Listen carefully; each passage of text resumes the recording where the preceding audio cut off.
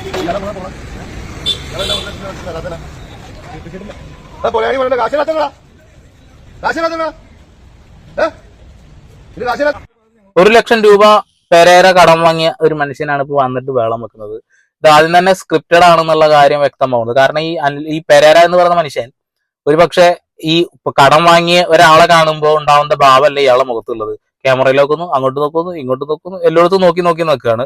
പക്ഷെ അയാൾ വന്നപ്പോ തന്നെ ഒരു തെറി വിളിച്ചുകൊണ്ട് വരുമ്പോൾ ആളുകൾ വിചാരിക്കും അതോ എന്തോ ശരിയാണല്ലോ. പിന്നെ ഓട്ടോ ഡ്രൈവർ വന്നിട്ട് ഡയലോഗും കൂടി അടിച്ചപ്പോൾ നമ്മൾ ഇത് ഉറച്ചില്ലാന്ന് വിചാരിക്കും. പക്ഷെ പെരേര എന്ന് പറയുന്ന മനുഷ്യൻ ആദ്യമായിട്ട് ഇയാളെ കാണുന്ന രീതിയിലാണ് നിൽക്കുന്നത്. കാരണം കടം വാങ്ങി എന്ന് പറയുന്നു, ₹1,00,000 കടം വാങ്ങി എന്ന് പറയുന്നു.